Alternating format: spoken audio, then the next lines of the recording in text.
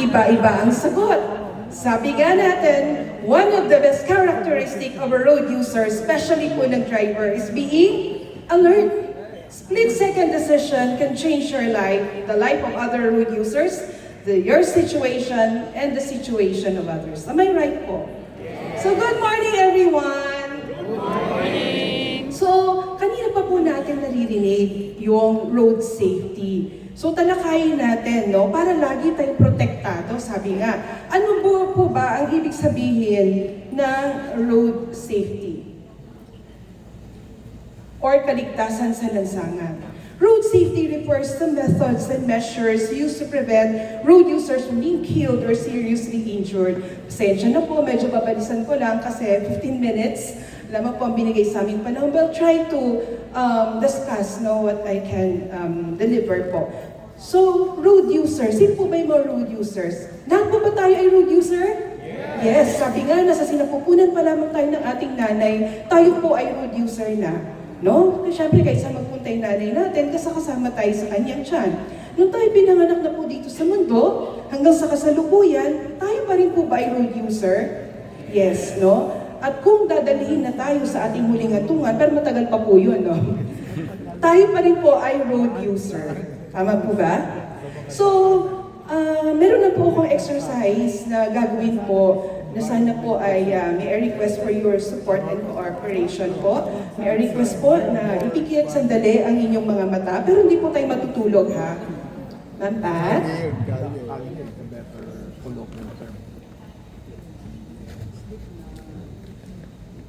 Yung ating, ano po? Imagine po ninyo na kayo po ay nasa kalsada, iba-ibang sitwasyon, kayo ay maging driver, maging road user, maging motorcyclist, bicyclist, or kung ano man po ang inyong mga ginagawa sa kalsada. Maring po kayo naglalakad, kasama ang inyong pamilya, o mahal sa buhay, lalo na po ang inyong mga anak.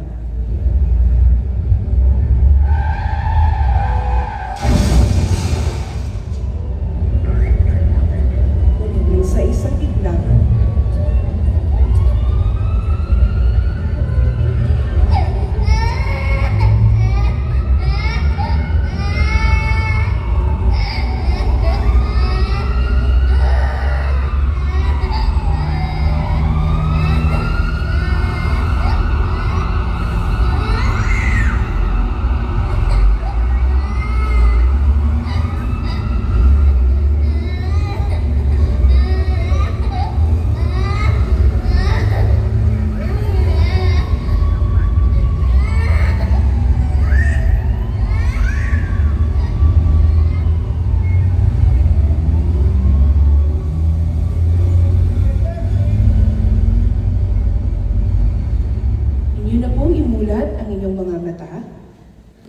sa isang sandaling iyon, samot-sari po tayong naramdaman. Tama po ba ako? Kung makikita niyo po sa ating screen, ito po ang maaring resulta ng kawalan ng road safety. Ganun po kahalaga sa buhay natin ang road safety araw-araw sa bawat pagkakataon ng ating ginagawa. Kung makikita natin ang statistic, meron dito na nakalagay ng 2023, there are about 13,101 fatalities alone in the Philippines. Nakapaloob din po dito, ayun po yan sa PSA, Philippine Statistic Authority, 13,000, no? 37,000 po ang injured, at an average po of 32 deaths a day ang nangyayari sa ating araw-araw. At ang most vulnerable road user na may tuturing po natin ay ang mga kabataan. So ganoon na lang po ang mga ginagawa nating programa na may kinalaman po sa lahat po ng mga gumagamit ng ating kalsadahan. Ang ating pong ginagalawan araw-araw ay tinatawag nating highway transport system. Ito, ang layunin po nito is to bring people and cargoes from the point of origin to their destination as much as possible in a comfortable, accessible, safe and secure and affordable way. Pero kung may ganung pagkakataon o ganyung pangyayari, na-achieve po ba natin yung goal na ito? Maaring sabihin natin, dati, road sa accident yung tinatawag natin, but now we could address it at road crash. Kasi ito ay may factors, may kadahilanan, at maaring may mga sitwasyon na can be prevented. Ito po, no, yung mga factors na sinasabi ko on road crash. Number one po is a human factor. Nandyan po yung drivers, pedestrians, commuters, passengers, no? Kasama din po dyan yung bicyclist. Kasama din po sa another factor na kinoconsider natin pag nagkakaroon ng road crash ay ang motor vehicle. Na kinoconsider natin yung roadworthiness and emission compliant ng motor vehicle. Kasama din po yung infrastructure, engineering, ng mga roads and bridges, traffic signs and signals, pavement markings, pavement support, at isa pa po doon yung environment, yung weather condition, the quality of air that we breathe. All of those factors should go together para maging efficient and effective ang ating highway transport system na sinasabi. Without this, anong pwedeng mangyari? Road crash. Ang kasunod po doon ay traffic jam and delay. Okay? So, ano ang impact po nito sa economy natin? Malaki po, no? Billions of pesos annually ang nawawala po sa kaban ng gobyerno araw-araw. Yan po sana ay magagamit ng ating pamahalaan. Saan? Sa pagbibigay serbisyo sa ating lahat, pagpapatayo ng mga hospitals, buildings, schools, at ating mga roads and bridges and other pa pong mga serbisyo mula sa ating pamahalaan. Kaakibat po ng mga inisyatibo na ginagawa po worldwide ay ang tinatawag nating Decade of Action for Road Safety.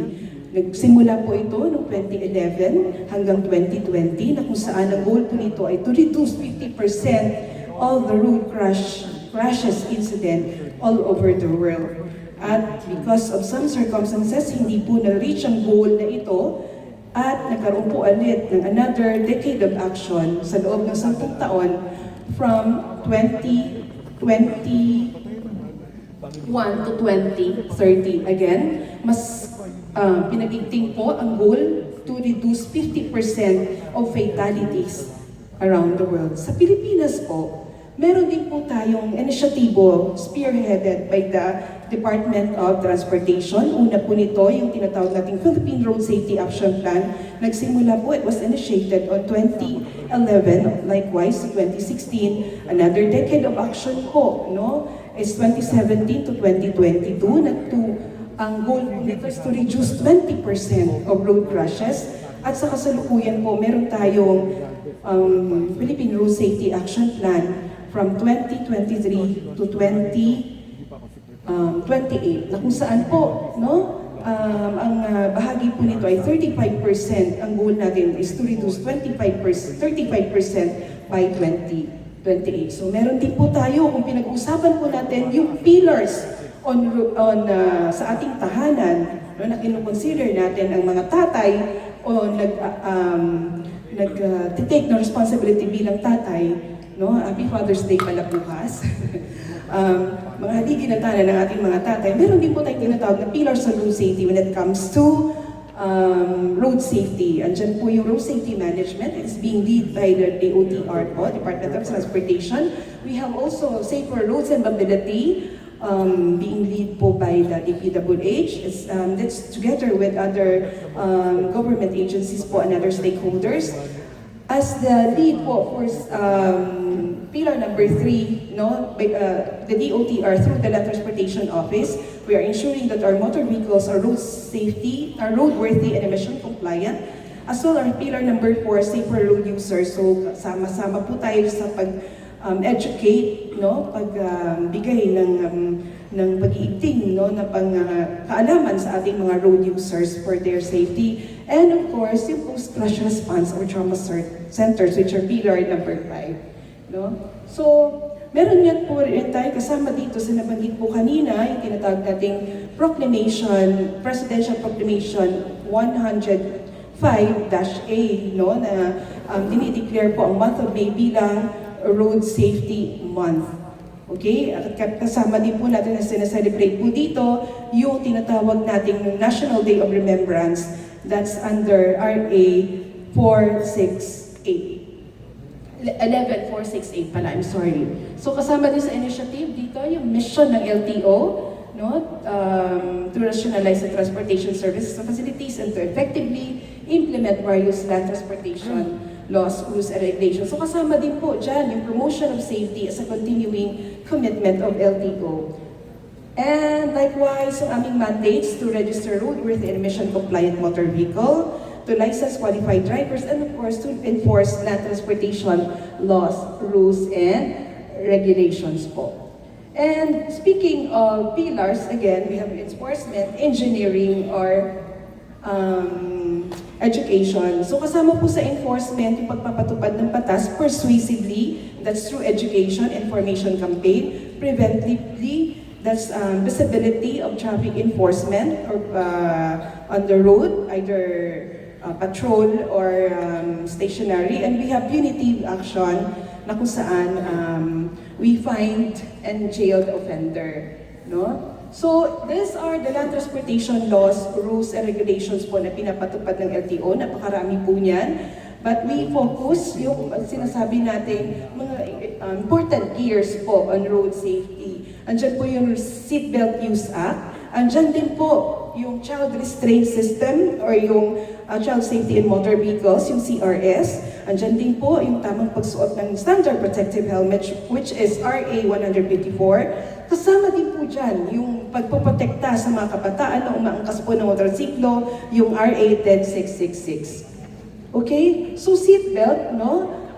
Ito po ay inilalagay sa lahat po ng uri ng sakyan, either private or public motor vehicle, government man po yan, o diplomat motor vehicle. So dapat, it is mandated to install safety, yung seatbelts po. No? So, objectives po nito is to safeguard yung ating mga pasahero, especially po yung mga nasa unahan po ng sasakyan, na para po hindi sila ma-eject or magiging mas matindi ang resulta ng road crash. So, ayan po ang types of seatbelt. So, ito po yung campaign natin. Wearing seatbelt is a must. It helps to driving safer and self as a life saver. Likewise, we have RA 11229. Sa isang insidente doon sa Solid North, alam niyo po ba na may nakaligtas na isang paslit dahil po siya ay nakaupo doon sa CRS. Ito po ay nakaligtas ng buhay ng isang batang paslit, no? Through using the specialized seat, which is the child restraint system. Dito po, ang edad po ng bata ay 12 years old, pababa. Maari po siyang umupo sa harapan po siya po ay lagpas na po, no, ng 4'11" na height. Pero kung hindi pa ho, required po siyang sumupo sa sinatawag nating car seat. Okay? So ito po ang mga iba't ibang uri po ng child seat po na ginagamit natin. Yan. Dapat, pwede na kung siya maabot na po niya kahit na mas less than 11 years old po siya at abot niya yung 4'11", pwede na po siya umupo doon sa harapan ng sasakyan. No? So may mga exceptions po yan. Pero sa RA 750 po kasi 6 years old yung edad ng bata, pero it was repealed already under 11229 na kung saan 12 years old na po ang tinuturing po nating children as defined under RA 11229. So, reminder po, no? Although po ito ay pinapatupad po natin sa private motor vehicle, ito po rin po ay kinakailangan, no? Ay, yan. Ang bata ay hindi kailangan kailanpaman ay maiwan sa loob ng sasakyan without the company of an adult. At yung edad ng bata ay ino-consider po natin na yan at should not be seated in front of the motor vehicle. So kasama din po, of course, yung pagsuot po ng helmet, standard protective helmet kapag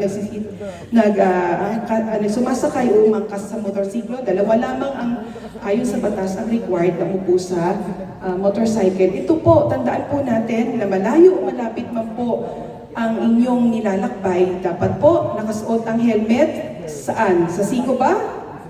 O sa ulo? Iba, bakit sa siko? Matigas na daw po yung kanilang ulo. Ito po yung mga iba't ibang uri ng helmet. At paano nyo malalaman na ito ay nasa standard? Ito po ay may PS mark, no? Philippine Standard or may ICC mark. Meron din po tayo, helmet saves life, tandaan po natin. At meron tayo po isang batas, yung may kinalaman sa pag-iingat po sa mga kabataan na sumasakay po sa motorsiklo. Lalo na po ngayon, magpapasukan na naman, marami naman po magte-take risk, pero pakiusap po, huwag niyo pong inuumang ang inyong mga anak sa matinding kamatayan. Ano po ang definisyon natin ng child dito? is 18 years and below po, no? So, dalawa lamang again ang sakay ng motorsiklo. So, pwede pong umangkas ang bata, no? Kung ang 60 kph po, no? There's a heavy volume of traffic, tapos 60 kph po ang imposed, no? And at the same time, pero may tatlong kondisyon po dyan. Number one, ang bata dapat nakasuot ng standard protective helmet. Kaya niyang abutin ang bewang ng rider into 360 degrees, ibig sabihin naka-close yung kanyang mga kamay. And lastly, kaya po niyang abutin ang foot peg. Isa man doon na hindi sumang-ayon, hindi ma-comply, hindi po pwede umangkas ang isang bata. Okay? So I hope naunawaan po yan. Ito po yung mga road safety advocacy campaign po na implement po ng Land Transportation Office. I brought some copies po. I hope you may be able to get one po later. And please always remember, ito po yung last message ko po to everyone. We can avoid road crash through road safety. Ano po ba ang ibig sabihin ng road safety? Letter R, respect others' rights and privileges in the road, no, on the road. Pag alam po natin, hindi na po ang makakapagdulot ng pinsala ang ating right, huwag na po nating igiit po yan. Thus, having a driver's license is not a right, it's only a privilege. Next, letter O po, obey land transportation laws, rules at all times. Ito po ang magtatanggol sa atin. Dito man natin masasabi na tayo ay may disiplina. Always be patient, no? Discipline, and have courtesy, and especially on the road. Letter D, don't drink and drive. Please, arrive safely and alive. Okay, for letter S, secure yourself with seatbelt for motor vehicle and helmet for motorcycle. And then letter A, always carry your valid and appropriate driver's license. Letter F, focus your eyes and yourself on the road. Avoid distracted driving. Letter E, ensure that your motor vehicle is properly registered and roadworthy. Letter T, always have time management, please, to avoid overspeeding or speeding. And lastly, letter Y, you should know that we have only one life, no, just like others. So treasure, cherish, and love life. We have only one life to cherish and to treasure, and no amount of money can ever replace the loss of life. Always remember that road safety is a shared responsibility, and I believe that all of us, no, we are all road safety advocates. And this is as part of the Road Safety Month, which we also celebrated last month, no? Pero ang sabi nga ng aming Assistant Secretary na si Attorney Bigor de Mendoza, this second, and our LTO Executive Director, Attorney Greg G. Pua, every day is a road safety day for all of us. So, ito ang team for the DOTR, Drive to Protect, Safe Streets, Safe Children. Because I know and I believe that all of us commit to life. Commit to life. With that, Thank you very much for your attention from the LTO Land Transportation Office. Maraming salamat po. Alright, maraming salamat Miss Beverly Isabella. Wow, ang dami kong nalaman in regards to road safety. Actually, napakahalaga na dapat tayo ay mag-helmet kapag tayo ay umaangkas o kaya nagmamaneho ng mga motorsiklo. Actually, palagi sinasabi ng tatay ko na, Jello,